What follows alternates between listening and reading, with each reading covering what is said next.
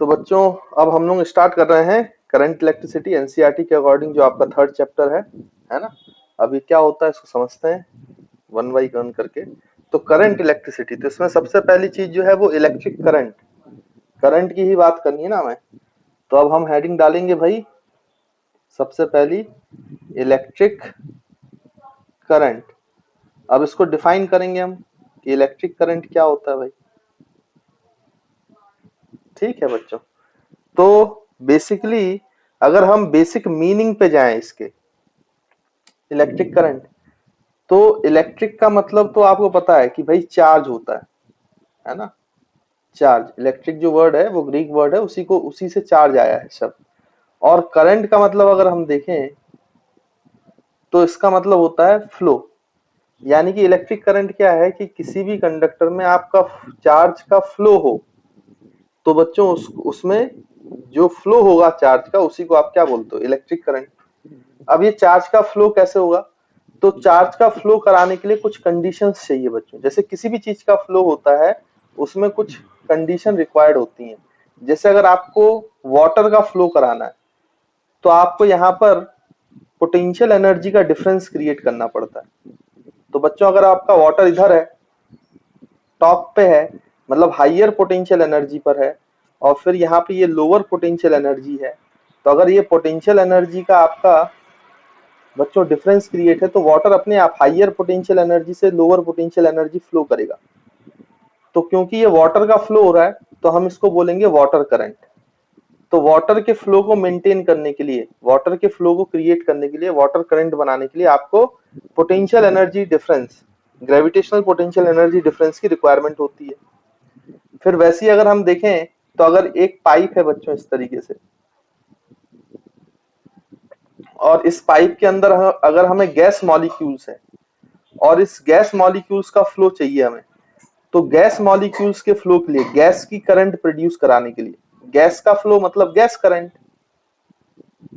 Water का flow मतलब water current. अगर हमें गैस करंट मेंटेन करना है फ्रॉम लेफ्ट टू राइट, तो हमें यहाँ पे एक कंडीशन मेंटेन करनी पड़ती है। यहाँ पे आपको हाई प्रेशर क्रिएट करना पड़ेगा और यहाँ पे लो प्रेशर क्रिएट करना पड़ेगा।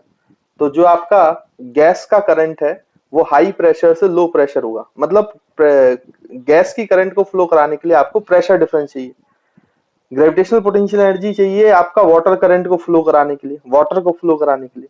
वैसे अगर आपने याद हो तो आपने 11th क्लास में पढ़ा है कि एक कंडक्टर है, और कंडक्टर में अगर आप एक साइड T1 टेम्परेचर दो और दूसरे एंड पे T2 टेम्परेचर दो, और such that T1 temperature is greater than T2 temperature, तो हाइयर टेम्परेचर है T1 और लोअर टेम्परेचर है T2, तो इसमें से हीट की करंट फ्लो करती है, हीट करंट।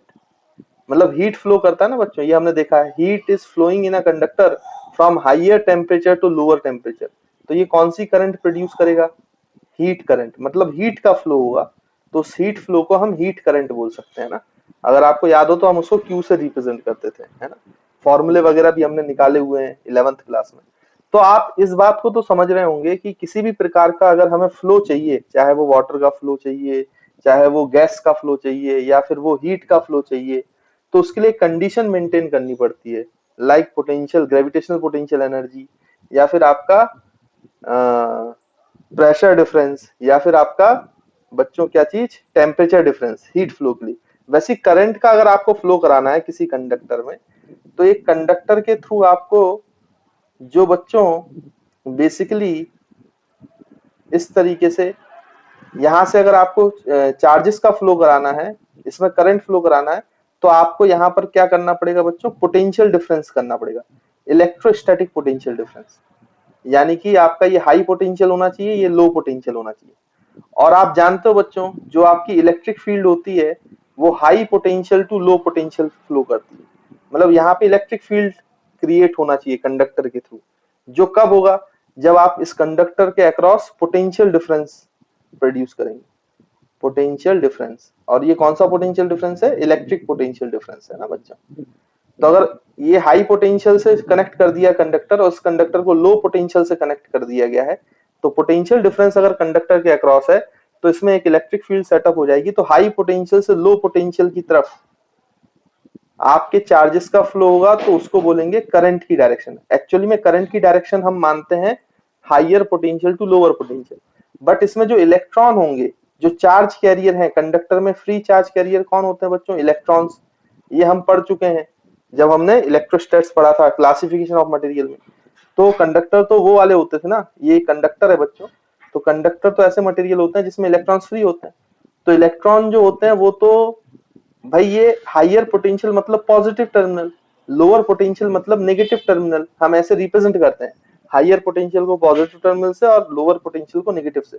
तो इलेक्ट्रॉन तो फ्लो करेंगे नेगेटिव टू पॉजिटिव, मतलब इलेक्ट्रॉन का फ्लो बच्चों नेगेटिव से पॉजिटिव है, बट कन्वेंशनल करंट की डायरेक्शन जो है वो opposite to the direction of electron है। मतलब इलेक्ट्रॉन जिस डायरेक्शन में मूव करते हैं उसके अपोजिट डायरेक्शन में क्या होता है बच्चों?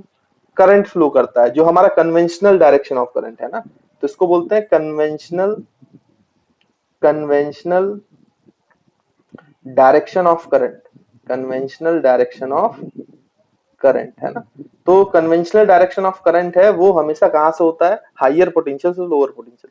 अब इसका कारण ये है कि इसमें थोड़ा सा अंतर है, क्योंकि इलेक्ट्रॉन के अपोजिट डायरेक्शन में फ्लो करता है। उसका कारण ये है कि बच्चों पहले हम ये सोचते थे, पहले इलेक्ट्रॉन की डिस्कवरी तो हुई नहीं थी, तो हम ये मानते थे कि करंट जो है वो पॉजिटिव चार्जेस के फ्लो के कारण है ना। फिर बाद में पता चला कि एक्चुअली में वो इलेक्ट्रॉन के फ्लो के कारण होता है और वो नेगेटिवली चार्ज पार्टिकल है।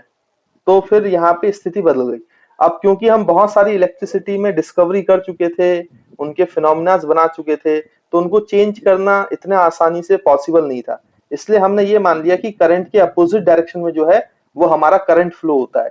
हालांकि करंट की डायरेक्शन में भी एक, मतलब इलेक्ट्रॉन के फ्लो की डायरेक्शन में भी करंट मानी जा सकती है आई, जो लोअर पोटेंशियल से हाइयर पोटेंशियल होता है, बट उस करंट को हम नाम देते हैं इलेक्ट्रॉनिक करंट। इसको बोला जाता है बच्चों इलेक्ट्रॉनिक करंट, है ना। लेकिन इलेक्ट्रॉनिक करंट के टर्म्स में हम जो चीजें हैं, जो हमारे पास फिनोमिनाज हैं, जो इलेक्ट्रिकल इफेक्ट शो करता है करंट, वो हम कन्वेंशनल डायरेक्शन में ही पढ़ते हैं। इसलिए इलेक्ट्रॉनिक करंट के कॉन्सेप्ट को उतना ज्यादा यूज नहीं किया जाता है, जबकि इस पे ही सारी थ्योरी बेस्ड है। इसलिए हम किसको लेके चलेंगे? कन्वेंशनल डायरेक्शन ऑफ करंट को। तो आपको तो कुल मिला के इतना याद रखना है बच्चों, है क्या कि एक्चुअली में ये जो पोटेंशियल डिफरेंस है, ये पोटेंशियल डिफरेंस क्रिएट करने का काम अब कौन करेगा? जब पोटेंशियल डिफरेंस क्रिएट होगा तभी तो चार्जेस का फ्लो करेंगे। तो इसके लिए हमारे पास एक डिवाइस है जिसको हम बैटरी बोलते हैं, सेल बोलते हैं। तो होता क्या है कि अगर आपके पास ये कंडक्टर है इस तरीके से, तो इसके अक्रॉस हम ऐसे बैटरी कनेक्ट कर देते हैं। तो आपने ये सिंबल देखा हुआ 10th में भाई, ये हाइयर पोटेंशियल को रिप्रेजेंट करता है बिग स्टिक, और जो स्मॉलर स्टिक है वो आपका लोअर पोटेंशियल को रिप्रेजेंट करता है। तो ये हाइयर पोटेंशियल है, मतलब ये आपका कंडक्टर से कनेक्ट है, तो यहाँ पे हाई पोटेंशियल क्रिएट हो जाएगा, और यहाँ पे आपका कंडक्टर है तो यहाँ पर इस एंड पर लो पोटेंशियल क्रिएट हो जाएगा, क्योंकि हाइयर पोटेंशियल से ये वाला एंड कनेक्टेड है और लोअर पोटेंशियल से ये वाला। तो इस बैटरी ने जो पोटेंशियल डिफरेंस क्रिएट किया है वो मान लो V है, तो इसके अक्रॉस, कंडक्टर के अक्रॉस पोटेंशियल डिफरेंस क्रिएट हो गया। तो हाइयर पोटेंशियल से लोअर पोटेंशियल आपके कन्वेंशनल करंट की डायरेक्शन होगी, और आपको ये याद रखना है कि इसमें इलेक्ट्रॉन्स जो है वो अपोजिट डायरेक्शन मूव करेंगे। यानी कुल मिला के आप ऐसे याद रखो कि lower potential higher potential electron move करते हैं, तो उसके अपोजिट डायरेक्शन में हम कन्वेंशनल करंट की डायरेक्शन मानते हैं। इन दोनों का डायरेक्शन जो होता है वो अपोजिट होता है ना। तो आई होप आपको ये पॉइंट क्लियर हो गया होगा कि करंट क्यों प्रोड्यूस होती है। करंट प्रोड्यूस करने की एकमात्र कंडीशन क्या है कि कंडक्टर के अक्रॉस आपको क्या क्रिएट कराना पड़ेगा? पोटेंशियल डिफरेंस, तभी चार्जेस का फ्लो पॉसिबल है, और अगर चार्जेस फ्लो होंगे तो आपको करंट मिलेगी।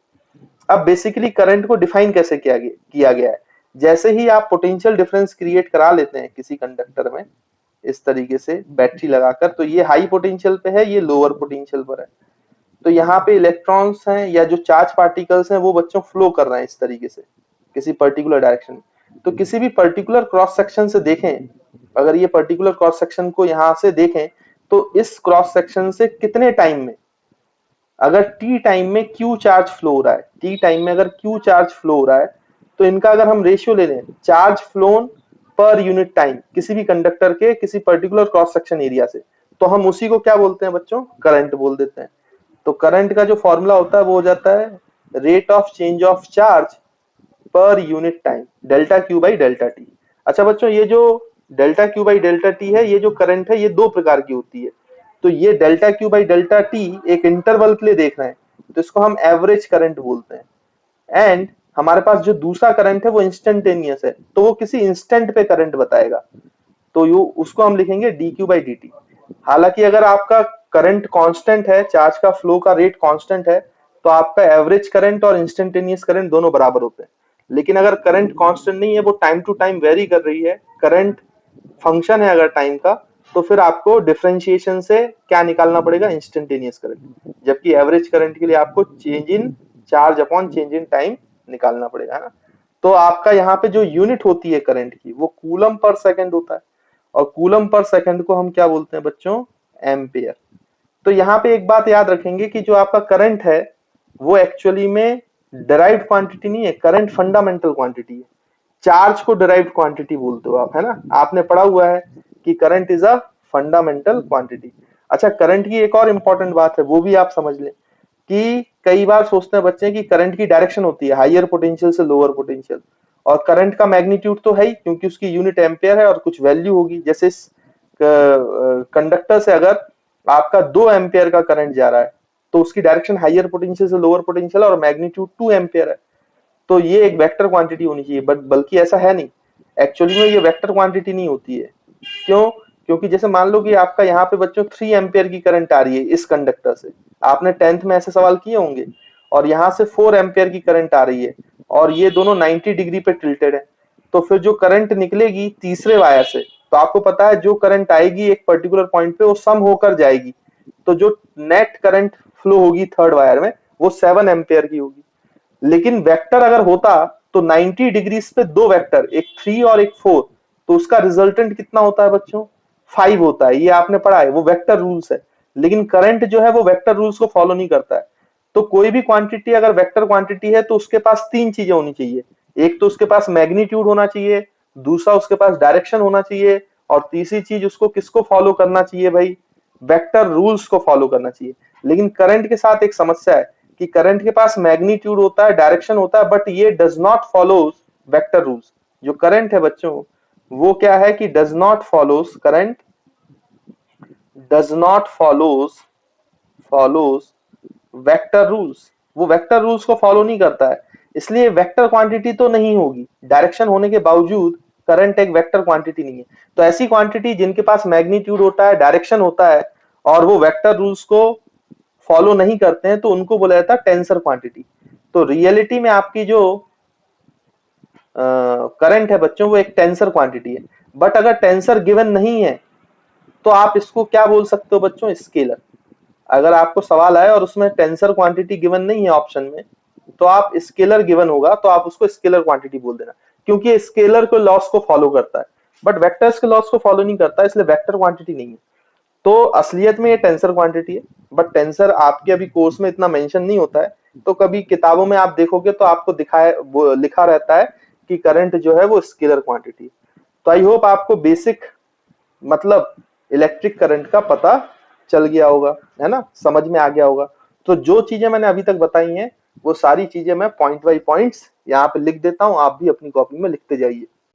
तो स्टूडेंट्स अब पॉइंट बाई पॉइंट जो मैंने आपको सब बताया है उसको लिख लेते हैं, ताकि याद रहे कि हम क्या कहना चाह रहे हैं, ठीक है। तो सबसे पहले इलेक्ट्रिक करंट की डेफिनेशन लिख लेते हैं भाई। तो इलेक्ट्रिक करंट की डेफिनेशन क्या है कि electric current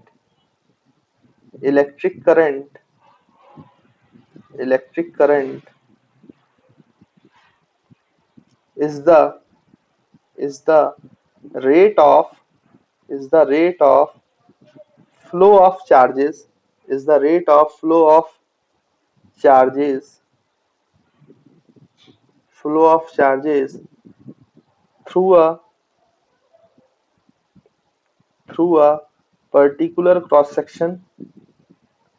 through a particular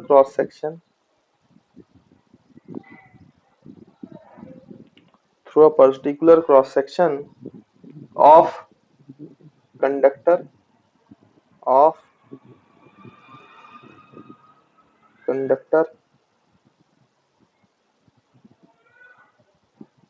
per unit time। तो rate of flow of charge per unit time जो होता है बच्चों उसको हम इलेक्ट्रिक करंट बोलते हैं ना। तो ये डेंसर इसकी डेफिनेशन हो गई। फिर हमने ये सीखा कि करंट जो है, electric current, it is actually a tensor quantity है। तो हम यहाँ पे लिख सकते हैं current is a tensor quantity, current is a tensor quantity, but if tensor is not given,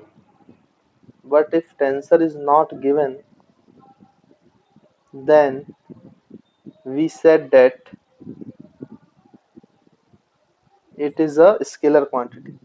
अगर टेंसर गिवन नहीं है तो आप बोल सकते हो it is a scalar quantity. ठीक है बच्चों, फिर थर्ड पॉइंट आप लिख सकते हो कि the direction of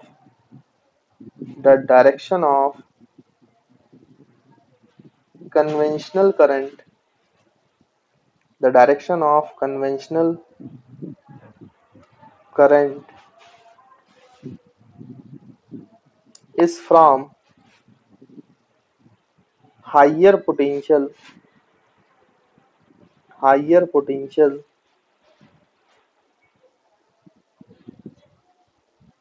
to lower potential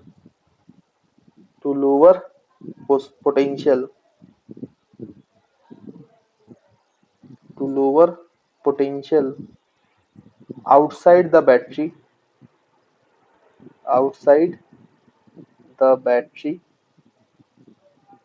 which is opposite to the direction of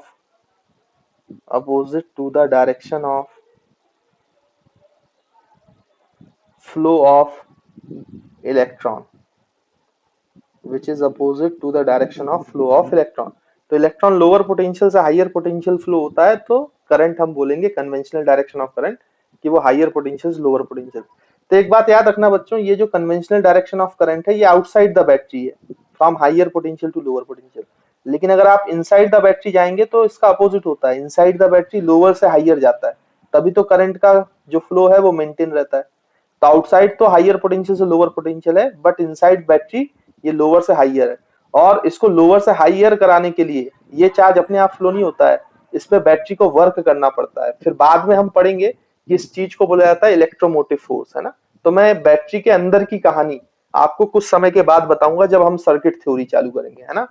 अभी तो ऐसा याद रखो कि आउटसाइड द बैटरी जो कन्वेंशनल डायरेक्शन ऑफ करंट है वो आपका बच्चों हायर से लोअर पोटेंशियल होता है, जो कि अपोजिट डायरेक्शन है किसका, फ्लो ऑफ इलेक्ट्रॉन का। तो आई होप आपको ये पॉइंट क्लियर है, इसको नोट करो, फिर हम नेक्स्ट पेज पे बाकी के पॉइंट्स लिखते हैं। तो देखिए और पॉइंट्स लिख लेते हैं बच्चों। तो यहाँ पे आप नेक्स्ट पॉइंट लिख सकते हैं कि current is one of the fundamental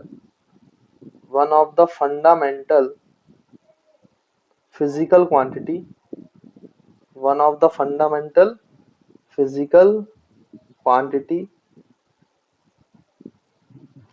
in SI system. तो याद रखेंगे फंडामेंटल क्वांटिटी होती है इन SI सिस्टम में, है ना।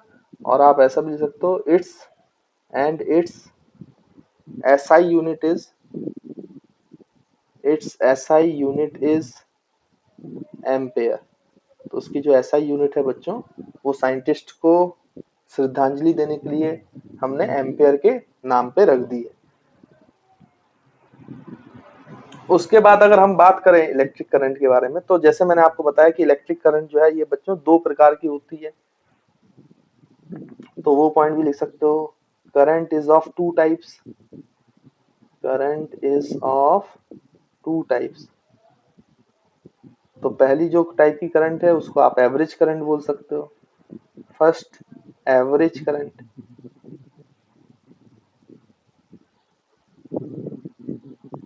तो एवरेज करंट को बच्चों या तो आप ऐसे डिनोट करते हो एवरेज, या फिर इसको ऐसे सिंबल से डिनोट किया जाता है। तो कई बार किताबों में ऐसा सिंबल होता है ना, तो इस तरीके से इसको दो ऐसे सिंबल के बीच में, साइन के बीच में रखा जाता है तो इसका मतलब आप एवरेज की बात कर रहे हो, है ना।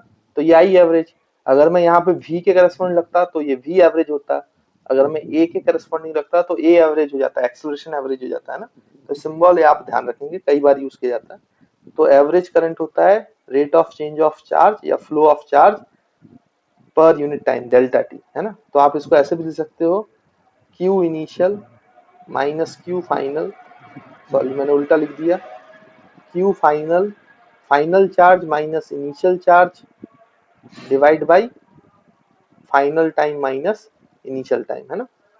और यूनिट तो एम्पेयर्स ही रहेगी, उसमें तो कोई दिक्कत है नहीं। चलो, तो ये आपका हो गया बच्चों एवरेज करंट। फिर जो दूसरा आपका करंट होता है, जैसे मैंने आपको पहले ही बोला, इंस्टेंटेनियस करंट।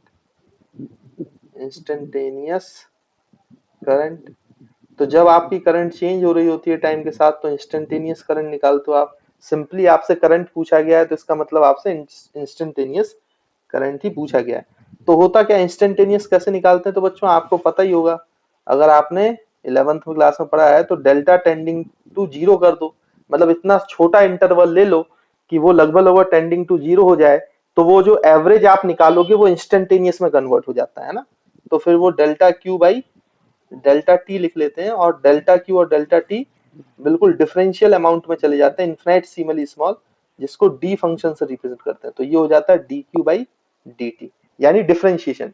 तो बेसिकली इंस्टेंटेनियस रेट निकालने का तरीका मैथ्स में हमें दिया गया है डिफरेंशिएशन, और इसका यूनिट भी आप एम्पेयर ही बोलेंगे, है ना। तो आई होप आपको ये जो करंट से रिलेटेड पॉइंट है ये क्लियर होंगे, समझ में आए होंगे। तो देखिए बच्चों, अब हम कुछ क्वेश्चंस करेंगे। तो इसमें पहला क्वेश्चन आपको दिया गया है कि charge as a function of time vary कर रहा है किसी कंडक्टर में। तो ये बोल रहा है कि चार्ज का जो फ्लो है वो 3t² plus 2t plus 25 coulomb इस तरीके से चेंज हो रहा है। तो आपको एवरेज करंट बताना है 0 से 2 सेकंड के लिए, और इंस्टेंटेनियस करंट बताना है 2 सेकंड्स। तो हम यहाँ पे सॉल्व करें। तो इसके सॉल्यूशन में सबसे पहले एवरेज करंट की अगर हम बात करें तो एवरेज करंट का फॉर्मूला हमने देखा है delta Q by delta T. मतलब हम बोलेंगे final charge minus initial charge divide by final time minus initial time. तो final time minus initial time, final time 2 second है, इनिशियल 0 है, तो 2 माइनस 0 2 होगा। और फाइनल जो आपका टाइम है 2 सेकंड पे जो चार्ज होगा वो फाइनल चार्ज होगा।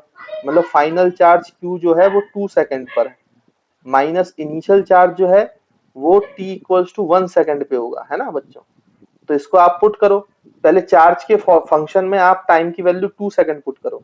तो देखो ये 3 इंटू 2 का स्क्वायर 4, तो ये 3 इंटू 4, तो ये कितना हो जाएगा बच्चों, 3 इंटू 4 12, है ना। फिर प्लस 2 इंटू 2 तो प्लस 4, फिर प्लस 25, और यहाँ पे बच्चों माइनस, फिर टी की वैल्यू 0 डालो तो ये 0 ये 0, तो 25 अकेला बचा तो माइनस 25। तो ये क्यू इनिशियल हो गया और ये क्यू फाइनल हो गया, डिवाइड बाई 2 होगा।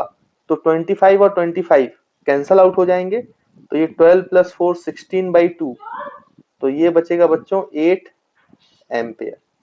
तो आपका जो एवरेज करंट है वो 8 एम्पेयर आ रहा है ना। उसके बाद फिर आप का जो सेकंड पार्ट है क्वेश्चन का, ये फर्स्ट पार्ट सेकंड पार्ट। तो सेकंड पार्ट को क्या करना है हमें, इंस्टेंटेनियस करंट में D Q by D T differentiation कर दो। उसके बाद हम करंट को निकाल लेंगे एट 2 सेकंड्स। तो यहाँ पे अगर डिफरेंशिएशन करेंगे तो टी स्क्वायर का डिफरेंशिएशन 2t, तो 3 into 2 6 into T plus 2t का डिफरेंशिएशन 2 और 25 का डिफरेंशिएशन 0। तो ये आपका रिजल्ट आ गया। लेकिन हमें करंट कितने सेकंड पे चाहिए बच्चों, t इक्वल्स टू 2 सेकंड। तो t की जगह 2 डालो, तो 6 इंटू 2 प्लस 2, तो 12 plus 2 which is equals to 14 ampere. तो आपका जो करंट है, सेकंड आंसर जो है हमारा वो 14 एम्पेयर है ना। तो आई होप आपको इस टाइप के अब क्वेश्चंस बन जाएंगे, है ना, सिंपल क्वेश्चन थे। तो देखिए बच्चों, ये क्वेश्चन आपसे पूछा गया है, अब करंट जो है फंक्शन ऑफ टाइम है 3t² plus 2t plus 1 ampere, और आपसे बोला गया है कि फ्लो ऑफ चार्ज कितना होगा 2 सेकेंड्स में, है ना। तो हमें निकालना चाहिए, तो हम इसको कैसे सॉल्व करेंगे।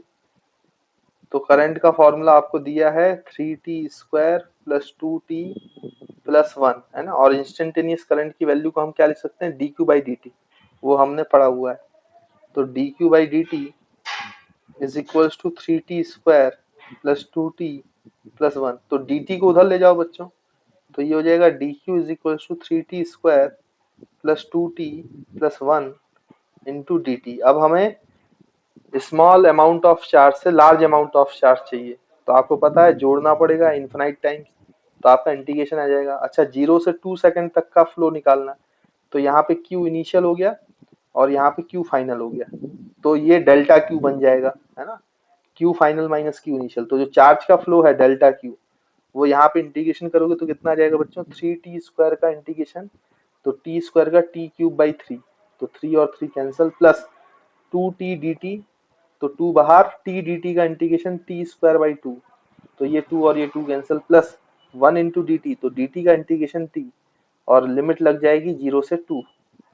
तो अब आप इसको फर्दर सॉल्व करोगे तो t क्यूब में 2 का क्यूब, तो ये 8 आ जाएगा बच्चों, 2 का स्क्वायर प्लस 4 आ जाएगा, प्लस 2 आ जाएगा, माइनस t की जगह 0 0 0 पुट करो, तो माइनस 0 ऐसे लिखोगे, तो ये फाइनल आंसर आ जाएगा 8 प्लस 2 10 प्लस 4 14 कूलम।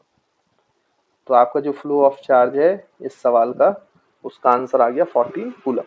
तो आई होप आपको चार्ज दिया है तो करंट निकाल सकते हो, करंट दिया है तो चार्ज निकाल सकते हो। तो अगर करंट चार्ज दिया है करंट निकालना है तो डिफरेंशिएशन करना है, और अगर करंट दिया है चार्ज निकालना तो उसका उल्टा करना है, और रिवर्स प्रोसेस डिफरेंशिएशन का इंटीग्रेशन होता है। तो आई होप आपको ये पॉइंट भी क्लियर है। तो देखिए बच्चों, ये क्वेश्चन पूछा गया, आपको आईटी ग्राफ दिया गया और बोला गया 6 सेकंड में कितना चार्ज फ्लो हो रहा है, ये आप बताओ कंडक्टर के थ्रू, है ना, किसी कंडक्टर के थ्रू आईटी ग्राफ दिया है। तो बेसिकली अब इसमें थोड़ा सा आपको बेसिक मैथ्स आना चाहिए। आप लोगों को अगर पता हो तो आपको ये पता होगा कि इंटीग्रेशन वाई डी एक्स जो होता है बच्चों, ये एक्चुअली में इंटीग्रेशन आपको क्या देता है, area under y x curve, है ना। तो वाई एक्स ग्राफ होता तो उसके अंदर का इंटीग्रेशन अगर करते हैं हम, तो वो एरिया देता है अपन को, है ना। तो वैसे यहाँ पर देखो, अगर आप आईटी ग्राफ का एरिया निकालो या इंटीग्रल आई डी टी करो, तो भाई आप जानते हो कि करंट को आप क्या लिख सकते हो, D Q by D T, D Q by D T. तो डी टी अगर इधर करो और इंटीग्रेशन करो तो ये आपको डेल्टा क्यू दे देगा, मतलब चार्ज फ्लो दे देगा। तो चार्ज फ्लो आप लिख सकते हो इंटीग्रल आई डी टी, जैसे हमने पहला सवाल किया था इससे पहले।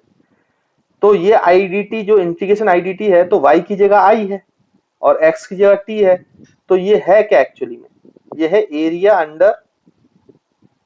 Under I T graph. यानी कि कभी भी आपको करंट वर्सेस टाइम ग्राफ दिया हो और आपसे चार्ज फ्लो पूछा जाए, तो आपको उस ग्राफ का एरिया निकाल लेना चाहिए। अब 6 सेकंड तक पूछा है तो आप 6 सेकंड तक ये पूरा एरिया निकाल लो इस तरीके से।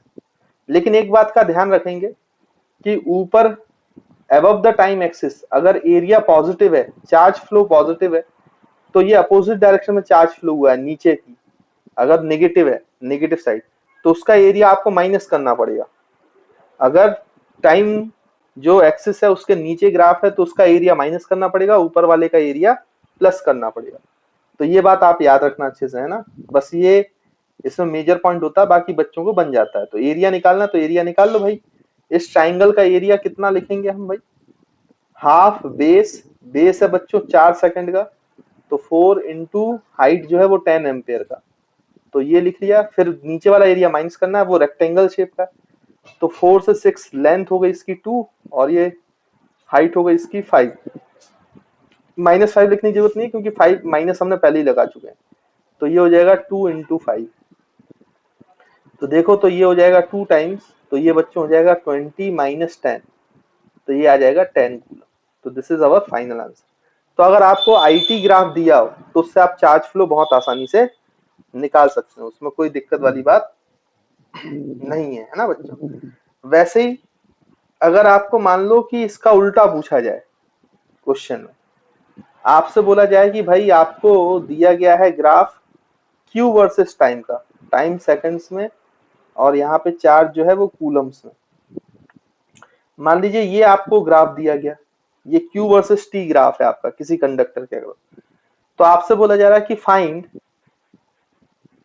फिर यहाँ पर आपको एक चीज और ऐसे लाइन बना के दी है भाई, यहाँ पे आपका 2 है सेकंड्स है और 2 सेकंड के करस्पॉन्डिंग यहाँ पे 5 कूलम फ्लो कर रहा है ना। तो आपको इस तरीके से ये ऐसा एक लाइन बना के दिया हुआ है और ये बोला गया ये -2 है ना बच्चों। तो आपको बोला गया कि find current eight t equals 2 second. तो आपको ऐसा क्वेश्चन भी पूछा जा सकता है, आपको QT ग्राफ दिया है, इस तरीके से ग्राफ प्रोवाइडेड है और 2 सेकेंड्स पे आपको बोला गया है कि करंट फाइंड करो। तो कैसे फाइंड करेंगे?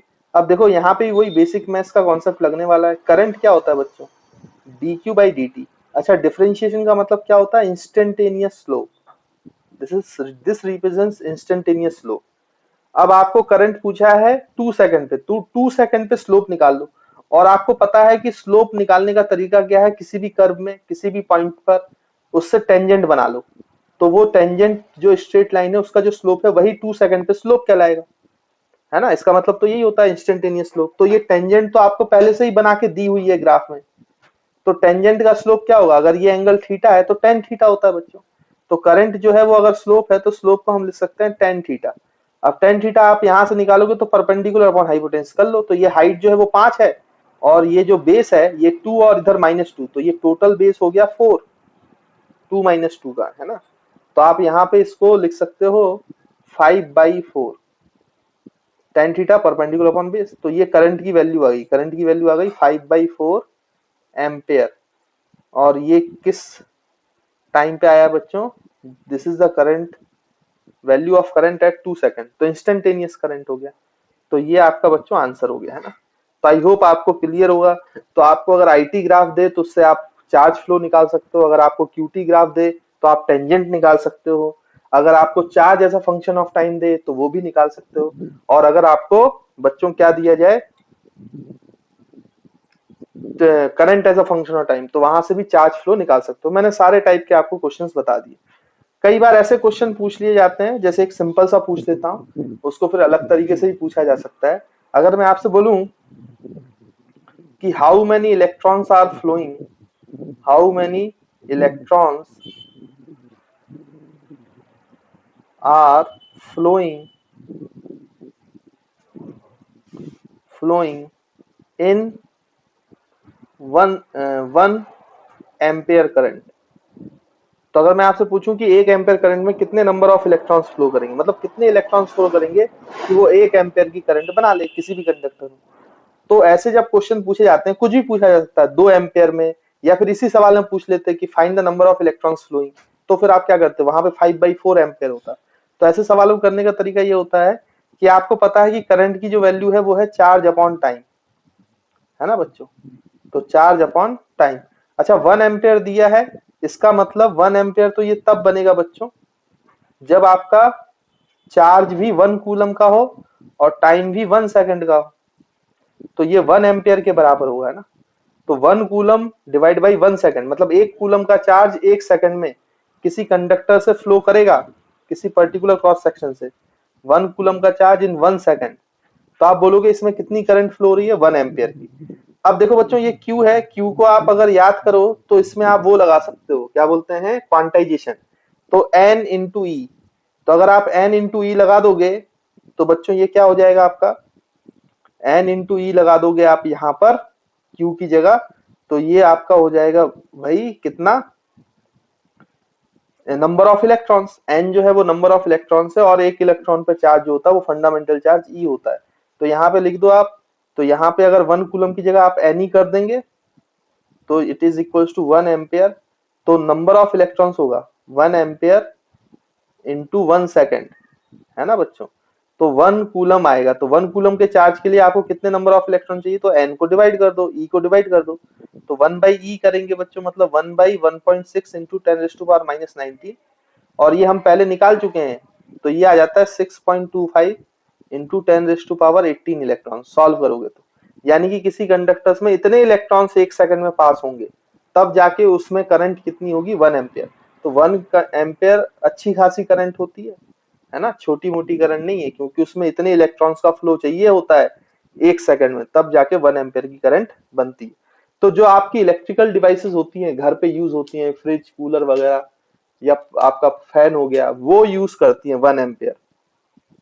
और बच्चों जो लाइटनिंग होती है, जो बादल से बिजली गरजती है, उससे जो बिजली गिरती है, उसमें जो चार्जेस का फ्लो होता है, उसमें जो करंट होती है वो लगभग लगभग 10⁴ एम्पियर होती है, मतलब वो ह्यूज करंट है। इसलिए किसी चीज पे बिजली गिर जाती है ना, तो वो बेसिकली डिस्ट्रॉय हो जाता है चीजें, है ना। बिल्डिंग के ऊपर गिरेगी तो बिल्डिंग डिस्ट्रॉय होता है, क्योंकि करंट बहुत हाई अमाउंट की होती है।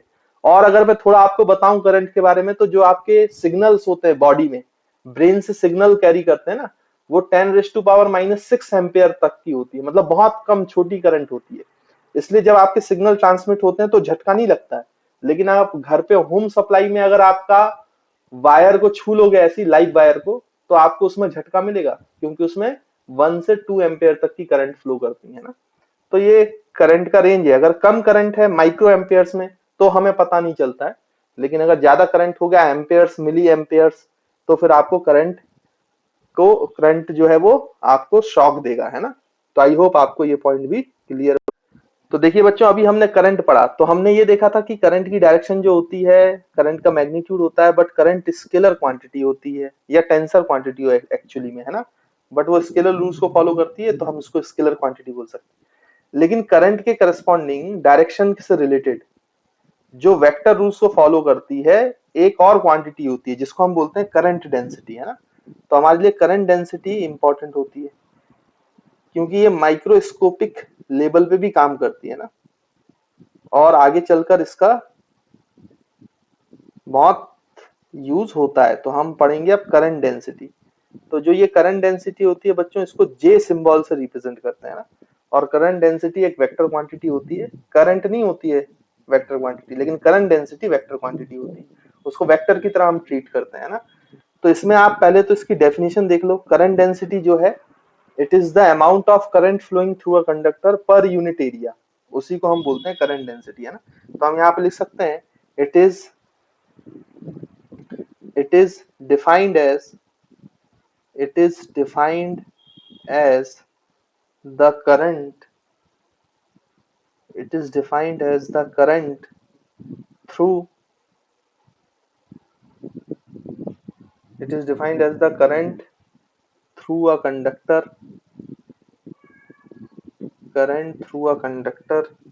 per unit area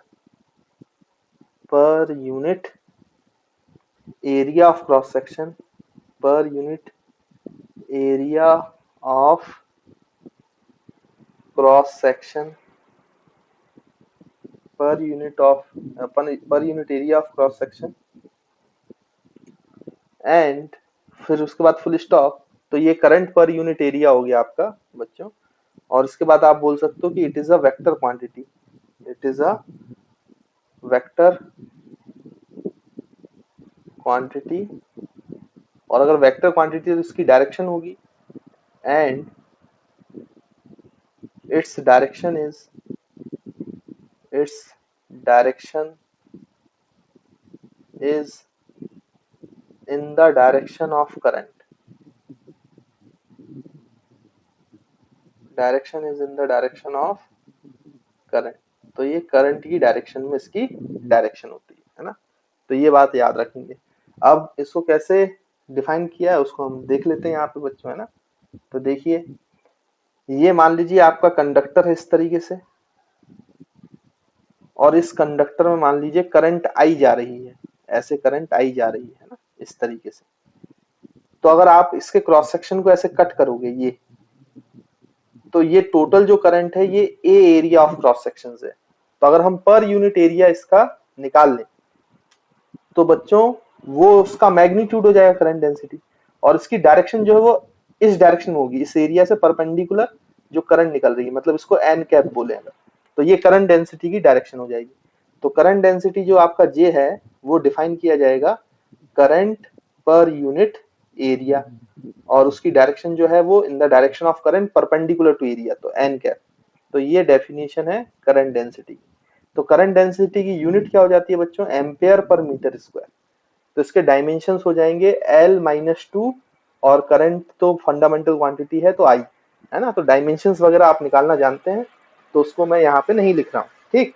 लेकिन अगर देखो बच्चों, इसमें एक समस्या ये है, मतलब इसको और अच्छे से डिफाइन करें अगर हम, कि यही अगर कंडक्टर होता,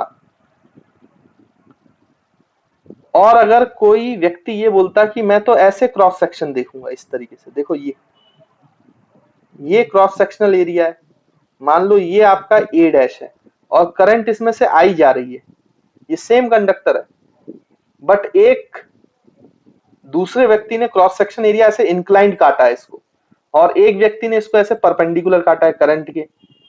तो अब इसका जो एरिया वेक्टर है वो तो ऐसा हो जाएगा नीचे की तरफ। तो यहाँ पे एक दिक्कत आ जाएगी बच्चों। दिक्कत क्या हो जाएगी कि अगर आप इसके थ्रू निकालने जाओगे करंट डेंसिटी ऐसे, तो ये आई अपॉन ए डैश अगर लिखोगे तो इसका और इसका आंसर तो गलत आ जाएगा, ये दोनों आंसर सेम नहीं होंगे। मतलब ऐसे डिफाइन करने का मतलब नहीं है, क्योंकि अगर सेम करंट जा रही है, सेम कंडक्टर है, तो उसमें दो अलग अलग एरिया ऑफ क्रॉस सेक्शन लेने से आंसर क्यों डिफरेंट होना चाहिए? करंट डेंसिटी तो सेम होना चाहिए ना। इसलिए इस तरीके से डिफाइन नहीं करना है। करंट पर यूनिट एरिया तो है, लेकिन वो एरिया कैसा होना चाहिए, वो एरिया कैसे भी नहीं काट सकते हम। उस एरिया को कैसा होना पड़ेगा बच्चों? Perpendicular to the direction of current. इसलिए आप याद रखेंगे कि इसको और अच्छे से डिफाइन करा जाए तो करंट डेंसिटी की डेफिनेशन ऐसी देनी चाहिए हमें कि current density is equals to current upon perpendicular area. मतलब ये डिफाइन करते हो इस नॉर्मल सिचुएशन में, लेकिन ये हर जगह वैलिड है, चाहे एरिया ऑफ क्रॉस सेक्शन आप कैसे भी काटो, परपेंडिकुलर एरिया डिफाइन करना चाहिए, परपेंडिकुलर एरिया। और करंट की डायरेक्शन जो है वो, करंट डेंसिटी की डायरेक्शन जो है वो करंट की डायरेक्शन में वैलिड हो जाएगी, एन कैप। तो आप अगर ऐसे डिफाइन करोगे तो वो इसके लिए वैलिड भी हो जाएगा और इसके लिए भी हो जाएगा, क्योंकि इसमें जो ए परपेंडिकुलर है, जो करंट के परपेंडिकुलर डायरेक्शन में, मान लो ये एंगल थीटा है, तो ए का ये वाला कंपोनेंट जो करंट के perpendicular area of cross section है, तो ये ए परपेंडिकुलर हो जाएगा बच्चों, ये थीटा इसके साथ अटैच है, तो ये ए कॉस थीटा। तो एक्चुअली में आपको यहाँ पर ए डैश नहीं लिखना चाहिए, आपको क्या लिखना चाहिए? ए परपेंडिकुलर से अगर ऐसे काटा है तो परपेंडिकुलर एरिया निकालेंगे तो वो आपका होना चाहिए A cos theta, not A dash. तो ए कॉस थीटा और यहाँ पे ये जो ए लिखा है बच्चों, ये ए डैश कॉस थीटा और ये ए, ये दोनों सेम है, तो आपका आंसर सेम आएगा। सेम कंडक्टर में सेम करंट होने पर करंट डेंसिटी भी सेम होगी, इसलिए हम इसको ऐसे डिफाइन करते हैं ना। यानी कि इसको आप लिख सकते हो current density equals to current upon A dash cos theta, अगर आपने इंक्लाइंड काटा हुआ है ना। लेकिन जो हम करंट डेंसिटी में एरिया लेते हैं, वो एरिया जो होना चाहिए वो perpendicular to the direction of current होना चाहिए। मतलब इसमें J equals to I upon A में जो A perpendicular, it is the area of cross section, area of cross section, area of cross section perpendicular to the direction of current. इस बात को याद रखेंगे बच्चों, है ना। तो इसमें फिर कंफ्यूजन नहीं होता है, डायरेक्शन ऑफ करंट ऐसे लेना है, ठीक। अब आप ध्यान से देखो तो यूनिट तो अभी वही है, एम्पेयर पर मीटर स्क्वायर। अब आप ध्यान से देखो तो इसको ऐसे मल्टीप्लाई करो आप बच्चों, है ना। इधर मल्टीप्लाई करोगे तो ये हो जाएगा I is equals to J A cos theta. अब ए भी, एरिया भी वेक्टर क्वांटिटी है और जे भी वेक्टर क्वांटिटी है, और करंट को हम स्केलर ट्रीट कर रहे हैं। तो ये जो प्रोडक्ट है ये कैसा प्रोडक्ट है? Dot product.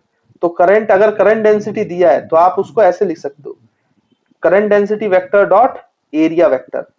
तो ये आपको करंट की वैल्यू दे देगा बच्चों। लेकिन ये फॉर्मूला आप तब यूज करना जब आपका जो करंट डेंसिटी है वो यूनिफॉर्म है। फॉर, ये फॉर्मूला आपको यूज करना है यूनिफॉर्म करंट डेंसिटी के लिए, है ना, तब आपका ये वैलिड होगा। लेकिन अगर मान लीजिए कि करंट डेंसिटी यूनिफॉर्म नहीं है, अब आपके पास यहाँ पर इस तरीके से एक कंडक्टर है बच्चों, और इसमें जो करंट है वो बीच में कुछ ज्यादा थी, फिर धीरे धीरे ऊपर ये कम होती जा रही है ना। तो करंट डेंसिटी यूनिफॉर्म नहीं है, चेंज हो रही है। तो फिर आपको एक स्मॉल अमाउंट का एरिया लेना पड़ेगा बच्चों, डीएस वेक्टर, जो करंट की डायरेक्शन में एन कैप होगा। और फिर आप इसको छोटे से वेक्टर में जो छोटी सी करंट जाएगी डी, वो आप लिख सकते हो बच्चों, d I is equals to, इस छोटे से एरिया में करंट डेंसिटी कांस्टेंट होगी, तो आप लिख सकते हो जे वेक्टर डॉट डीएस वेक्टर। और अगर आपको पूरा चाहिए तो आपको बच्चों इंटीग्रेशन करना पड़ेगा। तो total current in a conductor फिर ऐसे निकलेगा, integral J dot DS vector या फिर इंटीग्रेशन जे डीएस कॉस थीटा, है ना। तो इस तरीके से आपको निकालना है। अगर आपकी जो करंट डेंसिटी है बच्चों वो वेरिएबल है, वो लगातार चेंज हो रही है कंडक्टर में, तो आपको इंटीग्रेशन का सहारा लेना पड़ेगा। और अगर यूनिफॉर्म करंट डेंसिटी है तो फिर कोई दिक्कत नहीं है ना। तो ये दोनों पॉइंट्स आप लोग याद रखना। तो वेरिएबल करंट डेंसिटी के लिए आप ये वाला फॉर्मूला यूज करोगे और यूनिफॉर्म करंट डेंसिटी के लिए सिंपली इसको यूज कर सकते हो, है ना। तो आई होप आपको करंट डेंसिटी का कॉन्सेप्ट भी क्लियर होगा, तो इसको जल्दी से नोट कर लो, फिर हम इस पे बेस्ड कुछ क्वेश्चंस करें। तो देखिए बच्चों, इस क्वेश्चन को कैसे सॉल्व करेंगे। ये क्वेश्चन पूछा गया है, ये बोला गया कि एक्सिस है, सिलेंड्रिकल वायर है आपका सॉलिड, जिसकी रेडियस आर है, ये उसकी डॉटेड लाइन जो है वो एक्सिस है, और इसमें करंट फ्लो कर रही है ऐसे पूरे सिलेंड्रिकल वायर में, टोटल करंट आई है। आपसे ये बोला गया है कि इस वायर में जो करंट डेंसिटी है वो वेरिएबल फॉर्म में है, और वो वेरी कर रही है सी एक्स स्क्वायर के फॉर्म में, जहां पे x की वैल्यू जो है, x की जो डिस्टेंस है वो कहां से मेजर की गई है, एक्सिस से। x is a distance taken from axis, और ये x की वैल्यू 0 से लेकर r तक वैलिड है ना। और c जो है बच्चों वो कांस्टेंट है। तो total current through the conductor I, इसकी वैल्यू हमें निकालनी है। तो अभी मैंने आपको बताया कि अगर आपके पास वेरिएबल करंट डेंसिटी है तो आपको जो करंट निकालना चाहिए वो ऐसे निकालना चाहिए, integration J D S into cos theta, है ना बच्चों। Theta is the angle between current density vector and ये आपका एरिया वेक्टर। अब आप ध्यान से देखो तो यहाँ पर क्योंकि ये वेरिएबल है तो आपको एक छोटा सा एलिमेंट लेना पड़ेगा।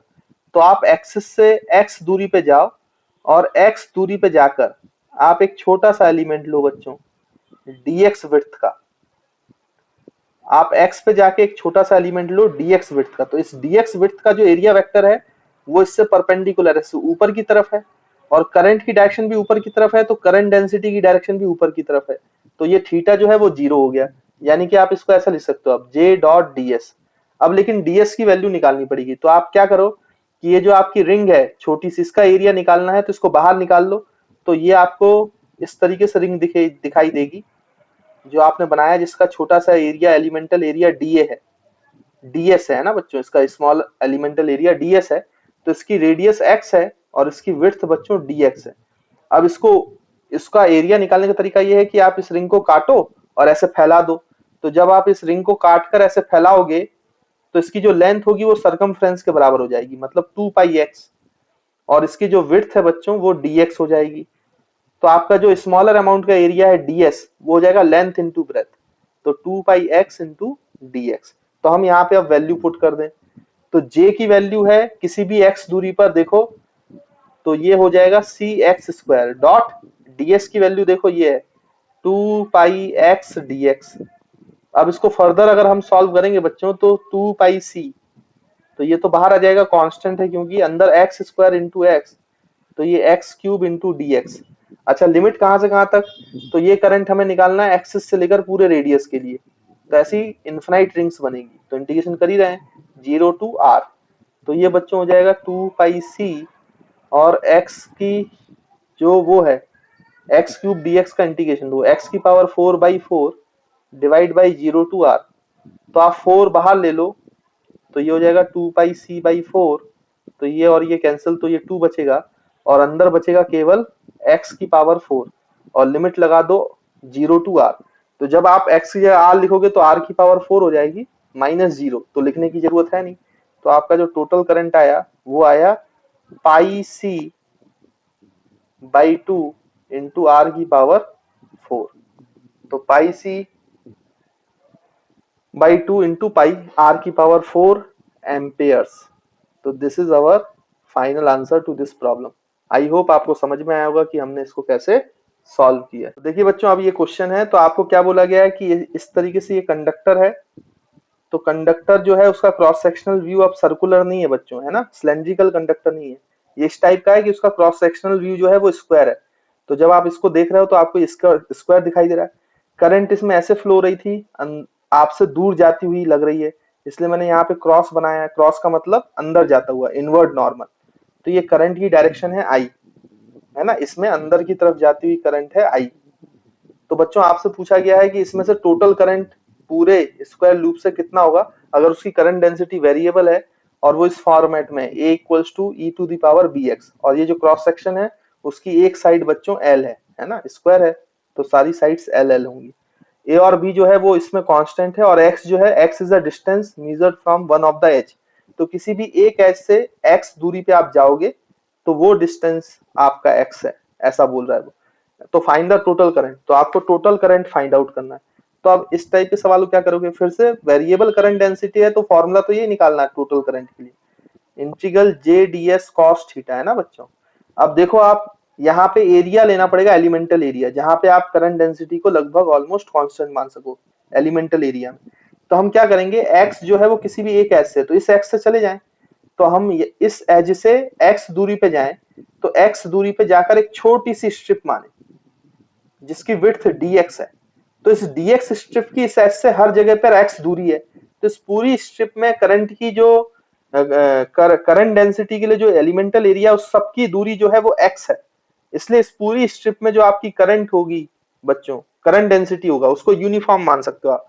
तो इस छोटे से x पे जाके dx, इस एलिमेंटल एरिया का एलिमेंटल इस एलिमेंट का जो एलिमेंटल एरिया ds, उसको क्या लिख सकते हो बच्चों, इसकी लेंथ तो l है और विड्थ dx है, तो ये हो जाएगा l dx। तो आपको ds मिल गया l dx, और ये एरिया की डायरेक्शन आप अंदर की तरफ मान लो, करंट भी अंदर की तरफ मान लो, तो थीटा 0 हो गया। तो आप इसको इंटीग्रेट कर सकते हो जे डी एस कॉस 0, तो इसको लिखने की जरूरत है नहीं, तो ये हो जाएगा जे डी एस। अब इसको फर्दर अगर आप सॉल्व करोगे तो जे की वैल्यू है बच्चों कितना, A E to the power B X, और जी डी एस की वैल्यू है एल डी एक्स, है ना, तो वो हमने लिख दिया।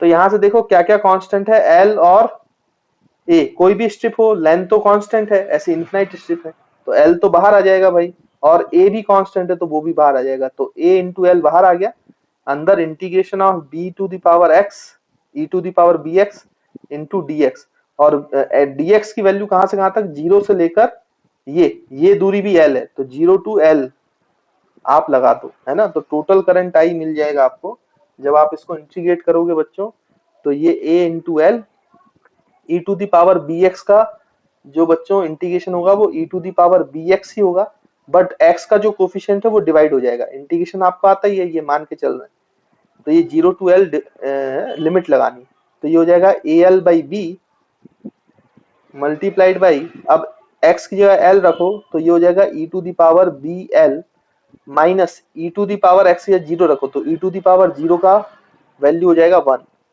तो this is the total current flowing this conductor, flowing through this conductor through this cross section, square cross section। तो ये हमारा बच्चों इस सवाल का आंसर हो गया। तो आई होप आपको ऐसे क्वेश्चन सब आएंगे करंट डेंसिटी से रिलेटेड, तो वो इजीली बन जाया करेंगे। बोलो बच्चों इसमें कोई डाउट है क्या? तो देखो बच्चों हमने करंट और करंट डेंसिटी पढ़ लिया है ना, अब हम क्या पढ़ेंगे, मैं आपको कुछ सब्सटेंसेस हैं उनमें करंट कौन से चार्ज कैरियर्स फ्लो कराते हैं ये भी मैं आपको जरा बता देता हूं, है ना। तो कभी कभी 1-2 मार्क्स में पूछ लिया जाता है, इसलिए आपको पता होना चाहिए। तो आप ऐसा लिख लो, चार्ज कैरियर्स, हेडिंग डाल दीजिए charge carriers for current in different substances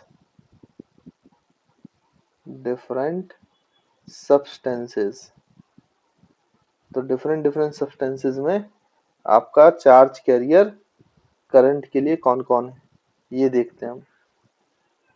तो देखो बच्चों डिफरेंट सब्सटेंसेस में कौन कौन आता है, सॉलिड, लिक्विड और गैस। और सॉलिड में भी 3 प्रकार के सब्सटेंसेस हैं, मटेरियल्स हैं, हालांकि हमने वहां पर इसके बारे में पहले ही चर्चा की हुई है ना। तो जो सबसे पहला है वो है सॉलिड्स, है ना बच्चों, जो आपके सॉलिड सब्सटेंस होते हैं उनमें कौन कौन होता है। तो जो सॉलिड होते हैं बच्चों वो आपको पता है कि ये भी 3 तरीके के होते हैं। फर्स्ट सॉलिड जो होता है वो कंडक्टर होता है, जिसके बारे में हम अभी स्टडी तो कर ही रहे हैं, करंट इलेक्ट्रिसिटी के चैप्टर में कंडक्टर्स के बारे में पढ़ना। तो कंडक्टर्स में जो चार्ज कैरियर्स हैं वो कौन है, तो आपको पता है बच्चों इसमें भी कि free electrons conduct electricity. Free electrons ही है जो इलेक्ट्रिसिटी कंडक्ट कराती है, ये ना, अभी तो हमने पहले पढ़ा ही था। फ्री इलेक्ट्रॉन्स ही है जो फ्रीली मूव कर सकते हैं, तो चार्ज कैरी करते हैं और फ्लो ऑफ चार्जेस बनाते हैं, जिसके कारण हमारा इलेक्ट्रिसिटी कंडक्ट होती है, ठीक। फिर जो सेकंड है सॉलिड्स में, सेकंड सब्सटेंस, वो बच्चों इंसुलेटर है। लेकिन जैसा कि आपको पता है कि इंसुलेटर्स में इलेक्ट्रॉन्स बाउंड होते हैं, तो उसमें पॉसिबल नहीं होता करंट का फ्लो कराना, है ना। इंसुलेटर में जो आपके इलेक्ट्रॉन्स हैं वो आपको पता है बाउंड इलेक्ट्रॉन्स हैं। Therefore therefore current through insulator is zero, इसलिए उसमें कोई भी चार्ज कैरियर्स नहीं पाए जाते, इसलिए इंसुलेटर्स के थ्रू करंट जो होता है जीरो होती है। फिर सॉलिड्स में जो तीसरा केस है कंडक्टर्स और इंसुलेटर के अलावा, वो आपको पता है सेमीकंडक्टर्स होते हैं। सेमीकंडक्टर्स है ना बच्चों। तो इन ये जो है ये इतना भी कंडक्ट नहीं करते हैं कि कंडक्टर्स की तरह होते हैं, और इतना भी इनमें चार्ज कैरियर्स नहीं होते कि वो बिल्कुल इंसुलेटर की तरह बिहेव करे। तो इंसुलेटर और कंडक्टर्स के बीच में होते हैं। लेकिन इसमें जब करंट फ्लो होती है तो करंट फ्लो करने के लिए जो चार्ज कैरियर्स हैं वो है बच्चों इलेक्ट्रॉन्स एंड होल्स, मतलब फ्री इलेक्ट्रॉन्स भी चार्ज कैरियर्स हैं, एंड होल्स, और होल्स भी चार्ज कैरियर्स। तो holes, free electrons and holes are charge carriers in case of semiconductor. अब ये होल्स क्या होते हैं, ये चार्ज कैरी करते हैं और पॉजिटिव चार्ज कैरी करते हैं ना, और फ्री इलेक्ट्रॉन मूव करते हैं, उसकी वजह से तो इलेक्ट्रिसिटी है ही। होल्स भी मूव करते हैं, इसकी वजह से भी इलेक्ट्रिसिटी होती है, किसमें, सेमीकंडक्टर में। अब ये होल्स क्या है, कैसे फ्लो करते हैं, तो अभी आपको इसकी चिंता करने की जरूरत नहीं है, इसका एक डेडिकेटेड चैप्टर है, chapter number 14 according to NCERT semiconductors, वहां पे हम डिटेल में पढ़ेंगे इसके बारे में, है ना। अभी तो आप बस ये लिख लीजिए कि सेमीकंडक्टर्स में चार्ज कैरियर्स कौन कौन है इलेक्ट्रिसिटी के लिए। तो free electrons and positive holes, holes जो होते हैं वो पॉजिटिवली चार्ज होते हैं। ठीक है, तो बच्चों ये सॉलिड्स के लिए हो गया। फिर हमारा जो दूसरा सब्सटेंस होते हैं वो है लिक्विड्स। इन लिक्विड्स, तो लिक्विड्स में कौन चार्ज फ्लो कराता है। अब आपने इलेक्ट्रोकेमिस्ट्री तो पढ़ी होगी, तो आपको वैसे पता ही होगा कि लिक्विड्स के केस में आपके पॉजिटिव और नेगेटिव आयंस जो है वो चार्ज कैरी करते हैं। Positive and negative ions, electrolyte वगैरह जो होते हैं ना लिक्विड वाले, उनमें कौन करता है बच्चों, conduct electricity. Negative and positive ions carries charge, है ना। तो उसमें ये फ्लो करते हैं, इस वजह से करंट आती है ना। तो आई होप आपको ये पॉइंट भी क्लियर हुआ। तो थर्ड, सब पूछा जाता है ऐसे ही, है ना, कि चार्ज कैरियर्स क्या क्या होते हैं अलग अलग सब्सटेंस में, इसलिए मैं आपको लिखवा रहा हूँ ताकि पूछ ले तो आपको आना चाहिए। फिर गैसेस की बात करें, अगर हम इन गैसेस, ये चार्ज कैरियर कौन से होते हैं, तो बच्चों जब गैस आयनाइज होती है, कोई भी गैस का मॉलिक्यूल्स, तो उसमें से एक फ्री इलेक्ट्रॉन निकलता है। तो जिस एटम से फ्री इलेक्ट्रॉन निकल जाता है वो एटम आयन बन जाता है। तो गैसेस में आयंस और ये फ्री इलेक्ट्रॉन्स जो हैं ये मूव करते हैं, तो कंडक्ट होती है इलेक्ट्रिसिटी, है ना। तो चार्ज कैरियर्स कौन कौन है गैसेस में, जब गैस आयनाइज होती है, तो आपको याद रखना है कि free electrons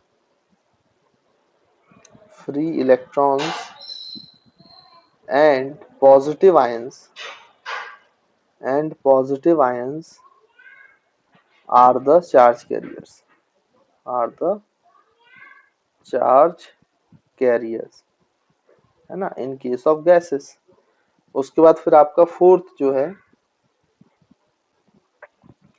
in vacuum tubes, है ना। तो कभी कभी ये भी पूछ लिया जाता है, जैसे बहुत सारे एक्सपेरिमेंट में वैक्यूम ट्यूब्स का बड़ा इस्तेमाल किया जाता है ना, वैक्यूम ट्यूब्स। तो वैक्यूम ट्यूब्स में चार्ज कैरियर क्या होता है ना, तो उसमें जैसे आपने इलेक्ट्रॉन, जैसे रदर थॉमसन के मॉडल में देखा होगा आपने, तो उसमें जो वैक्यूम ट्यूब में से जो करंट फ्लो हो रही थी वो इलेक्ट्रॉन कैरी कर रहा था, इलेक्ट्रॉन बीम थी एक्चुअली में पूरी, फ्री इलेक्ट्रॉन वगैरह भी नहीं कहेंगे, पूरी की पूरी बीम होती है, इलेक्ट्रॉन बीम, है ना। तो वो इलेक्ट्रॉन बीम जो है वो करंट फ्लो कराती है और वो चार्ज कैरियर की तरह काम करती है। तो कभी भी आपसे पूछ लिया जाए तो ये फैक्ट्स हैं जो आपको पता होना चाहिए, और इससे एक दो मार्क्स के क्वेश्चंस पूछ लेते हैं वो। तो स्टूडेंट्स अब हम थोड़ी सी चर्चा करते हैं बैटरी पर। जिस बैटरी को आप कंडक्टर के अक्रॉस लगाते हो पोटेंशियल डिफरेंस क्रिएट करने के लिए, और उस कंडक्टर में जो चार्ज कैरियर्स हैं वो क्या कैसे बिहेव करते हैं, एक्चुअली में वो करते क्या है, ये हमें समझने की जरूरत है ना। तो इसको थोड़ा सा समझते हैं। बाकी अब जब ये समझ जाएंगे तो ये बाद में जब हम सर्किट थ्योरी अप्लाई करेंगे, जो इसका टफ सेक्शन माना जाता है, उसको समझने में बड़ी आसानी होती है आपको, है ना।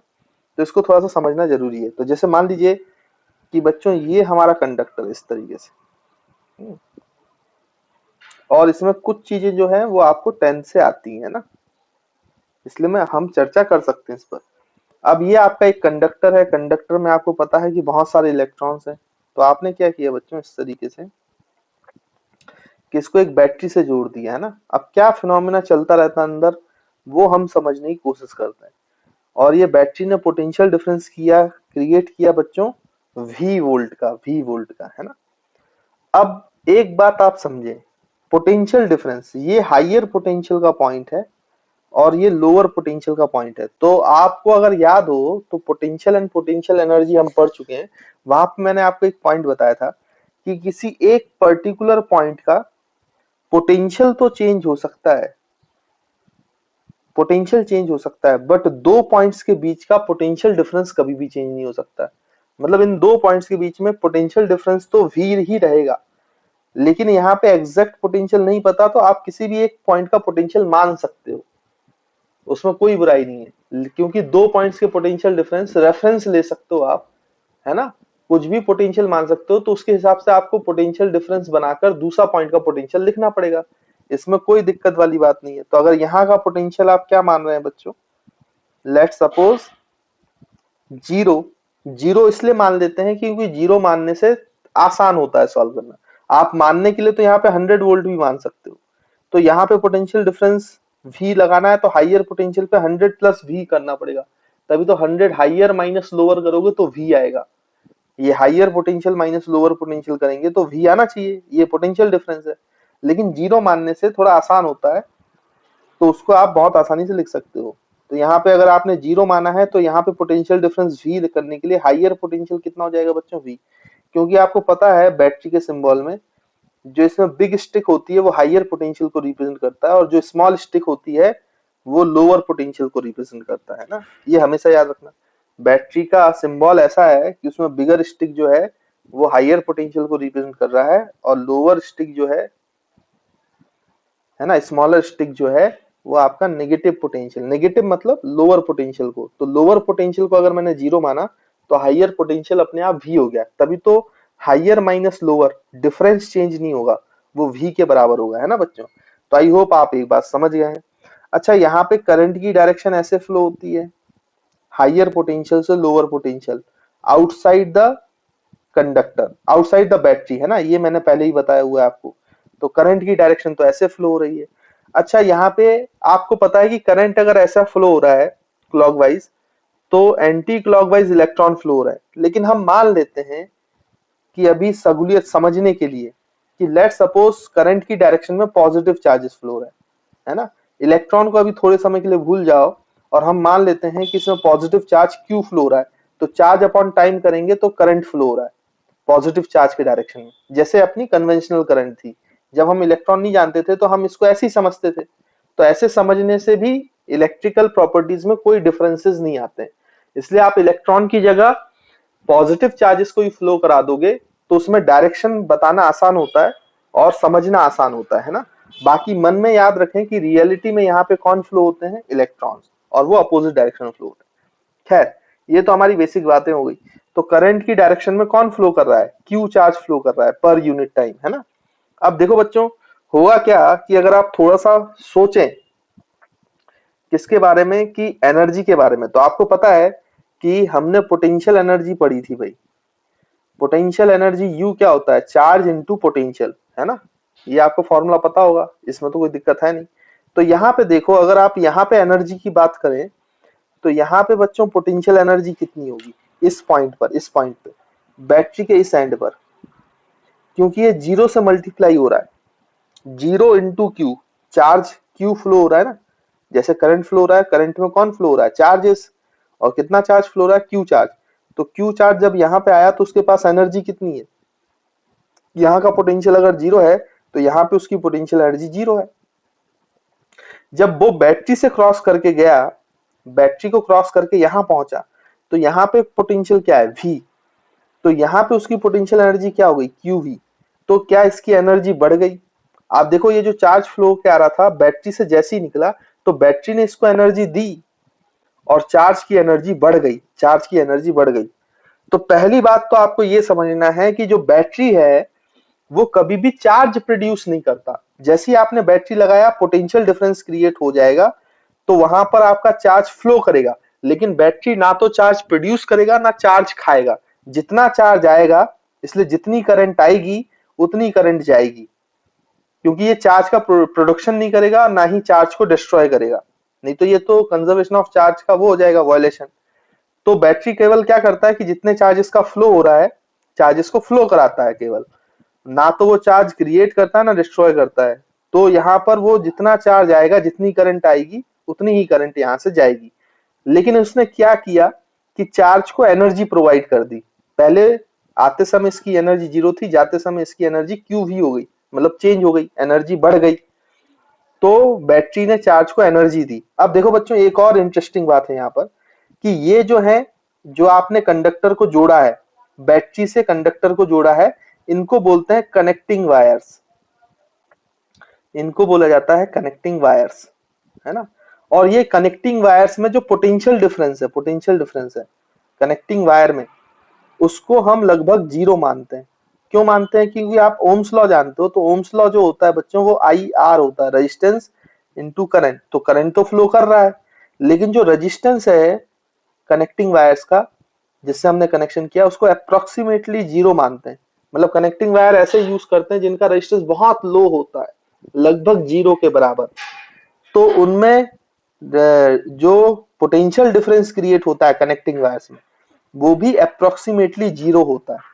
यानी कि इस पूरे कनेक्टिंग वायर में कहीं पे भी कोई भी पोटेंशियल डिफरेंस नहीं है। अच्छा, पोटेंशियल डिफरेंस नहीं है तो इसके हर पॉइंट पर, कनेक्टिंग वायर के हर पॉइंट पर सेम पोटेंशियल है। तो अगर ये कनेक्टिंग वायर है एक, तो इस पे अगर यहाँ 0 पोटेंशियल माना है, तो ये भी 0 है, ये भी 0 है, ये भी 0 है। तो कंडक्टर के एंड पे जब कनेक्ट हुआ है वायर, तो इस कनेक्टिंग वायर के थ्रू इस एंड पर कंडक्टर के अक्रॉस कितना पोटेंशियल कनेक्ट हो गया बच्चों, 0 पोटेंशियल। मतलब ये लो पोटेंशियल से कंडक्टर कनेक्ट हो गया।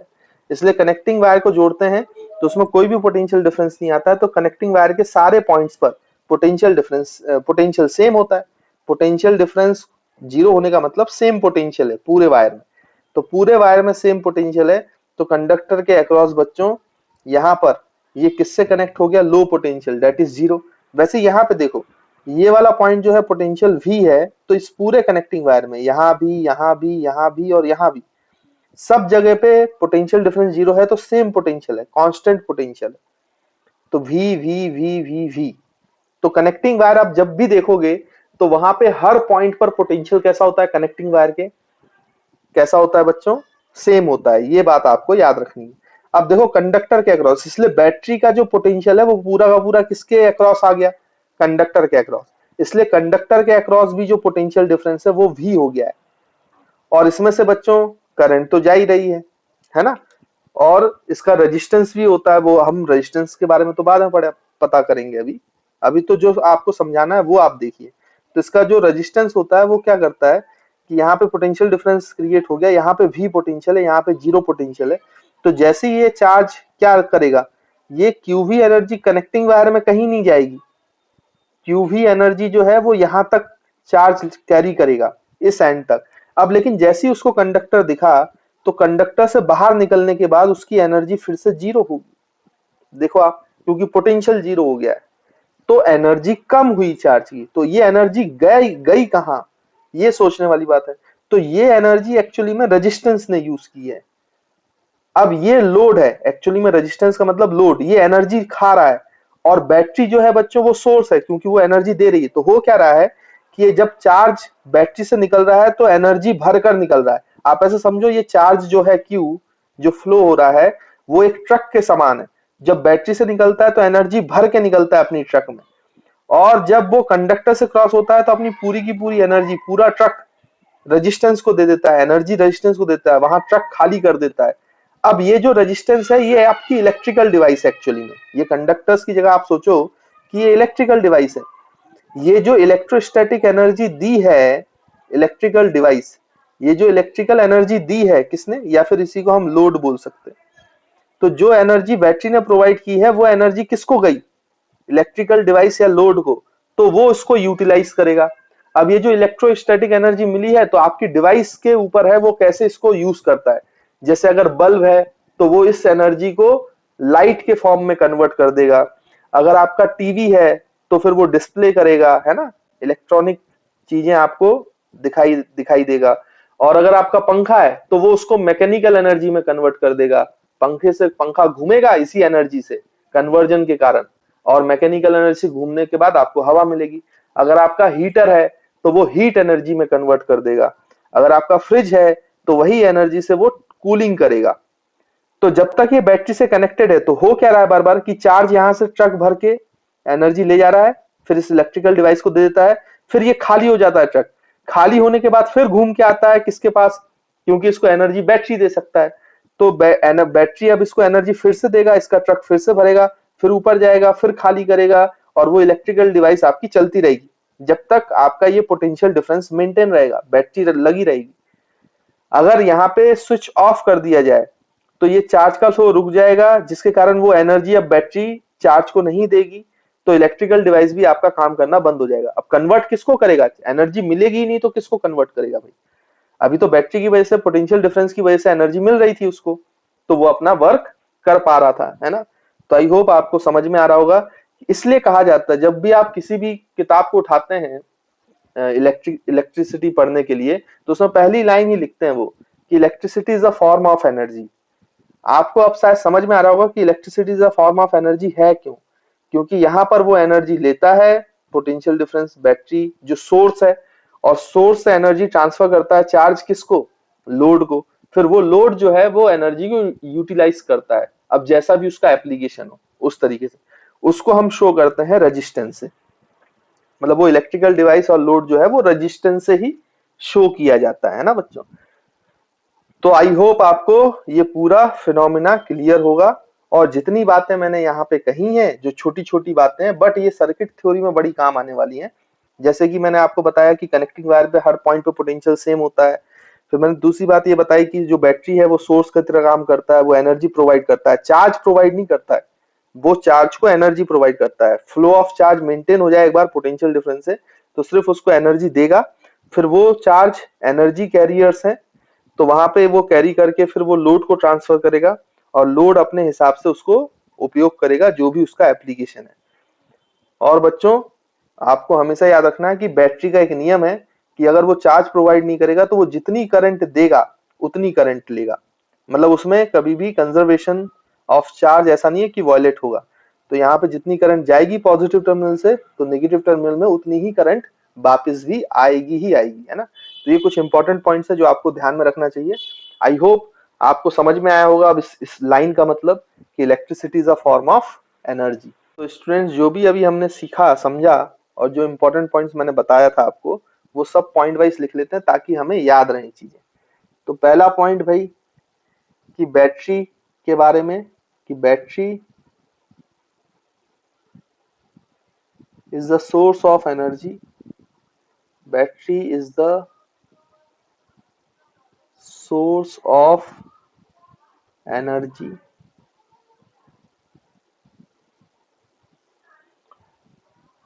and it only provides it only provides it only provides energy to the charge carriers, to the charge carriers, but does not does not produce or destroy any charge in the circuit, any charge in the circuit, है ना बच्चों। तो ये बात याद रखिएगा। कई बार किताबों में ऐसा लिख देता है कि बैटरी जो है वो चार्ज प्रोवाइड करता है, जो कि गलत है ना। ऐसा नहीं होता है। बैटरी तो वहां पे कंडक्टर में ऑलरेडी प्रेजेंट होते हैं चार्ज कैरियर्स, बैटरी सिर्फ उनको फ्लो कराता है ना। और बैटरी उनको क्या देता है, केवल एनर्जी प्रोवाइड करता है, ना कि सर्किट को चार्ज कैरियर्स प्रोवाइड कराता है ना। तो ये बात आप ध्यान रखना हमेशा, है ना। ये गलती नहीं करना है, कई बार इसमें गलती होती है सोचने में, ठीक है। तो अगर वो कोई भी चार्ज प्रोड्यूस नहीं करता, डिस्ट्रॉय नहीं करता है, तो ऑब्वियस सी बात है जितना फ्लो पॉजिटिव टर्मिनल से हो रहा है उतना ही फ्लो नेगेटिव टर्मिनल पे होना चाहिए, तो उतना ही चार्ज वापस भी आना चाहिए, है ना, क्योंकि वो चार्ज को जस्ट एनर्जी प्रोवाइड करा रहा है। तो बैटरी का एक फंडामेंटल रूल आपको समझ में आ गया होगा कि जितनी करंट बैटरी के पॉजिटिव टर्मिनल से निकलेगी उतनी ही करंट बैटरी के नेगेटिव टर्मिनल में एंटर होगी, है ना। तो ये बात आप याद रखेंगे। तो आप ऐसा लिख सकते हो कि ड्यू टू कंजर्वेशन चार्ज, इसी को तो हम बोलते हैं कंजर्वेशन ऑफ चार्ज। तो आप सेकंड पॉइंट में लिख सकते हो due to conservation of charge, due to conservation of charge, conservation of charge, current current current in both the terminals, current in both the terminals, है ना बच्चों। टर्मिनल्स का मतलब क्या हो गया, positive terminals, positive terminal and negative terminal. तो दोनों टर्मिनल पे सेम करंट रहेगी, है ना बच्चों। Current in both the terminals is always same, is always same, जितनी करंट जाएगी उतनी करंट आएगी। सिंपल सा ये फंडा है, इज ऑलवेज रिमेन सेम। चलिए थर्ड पॉइंट क्या कहा था हमने, तो हम ये देख लेते हैं कि जो चार्ज कैरियर्स हैं बच्चों, वो एक्चुअली कर क्या रहे होते हैं कि चार्ज कैरियर्स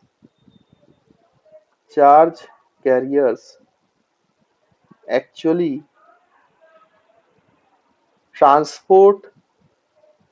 ट्रांसपोर्टेशन का काम कर रहे होते हैं। वो तो चार्ज कैरियर्स एक्चुअली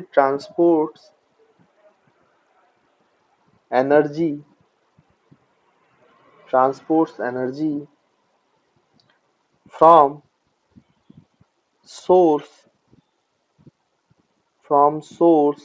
source का मतलब यहाँ पे बैटरी, टू द लोड का मतलब यहाँ पे क्या है बच्चों, लोड का मतलब है रेजिस्टेंस, और उसी को हम बोलते हैं electrical appliances, resistance oblique electrical appliances.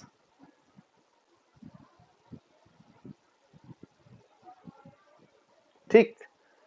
तो उसके बाद जो नेक्स्ट पॉइंट है जो हमें समझना चाहिए कि जो आपका सोर्स है वो लोड को जब एनर्जी देता है, चार्ज करिए सोर्स से लोड पे एनर्जी ट्रांसफर करता है, तो ये इलेक्ट्रिकल अप्लायंस या उस लोड का काम है कि वो उसको कैसे कन्वर्ट करता है ना। कोई डिवाइस है तो बल्ब है तो वो लाइट एनर्जी में कन्वर्ट कर देगा, आपका फैन है तो वो मैकेनिकल एनर्जी में कर देगा, है ना। तो इस पॉइंट को भी आप यहाँ पे लिख लें कि इन इलेक्ट्रिक सर्किट लिख लो, in electric circuits electrostatic potential energy, electrostatic potential energy, मैं पीई लिख रहा हूं, आप लोग लिख लीजिएगा पूरा, can be converted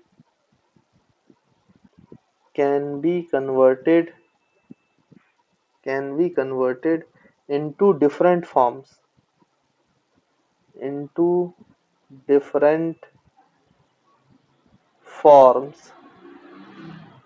different forms, such as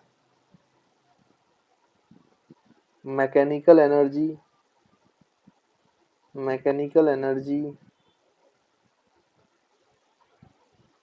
comma अगर हीटर है तो हीट, कॉमा अगर आपका स्पीकर है तो वो ही किस में कन्वर्ट हो जाएगी, साउंड एनर्जी में ना, और एटसेट्रा। ऐसा अलग अलग डिवाइस लगी रहती है तो अलग अलग एनर्जीज में कन्वर्जन चलता रहता है। Sound energy etc. Therefore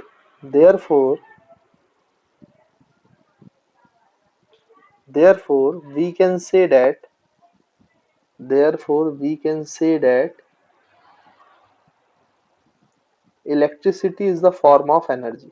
इसलिए हम ऐसा बोलते हैं कई बार कि इलेक्ट्रिसिटी जो है is the form of energy. या फिर आपको बचपन से ये लाइन जरूर पढ़ाई गई होती है ना, जब भी आपको इलेक्ट्रिसिटी की चर्चा की जाती है तो वहां पे ये बताया जाता है कि electricity is a form of energy, but बच्चे उसको फील नहीं कर पाते।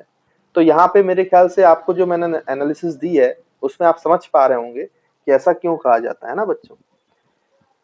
तो चलिए एक चीज और रह गया है, उसको भी जल्दी लिख लेते हैं, लास्ट पॉइंट को। इसमें लिखेंगे इन electric circuit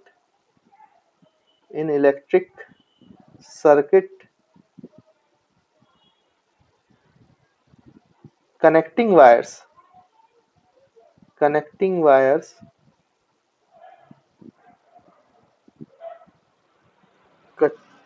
wires has have approximately zero resistance zero resistance therefore potential difference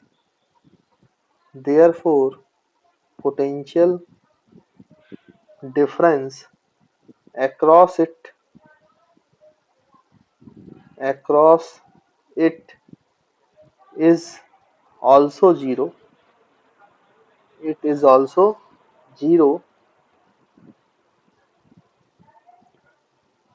That is at each and every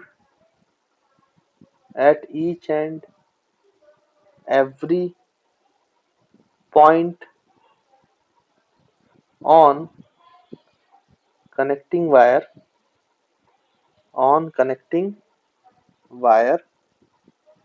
potential remains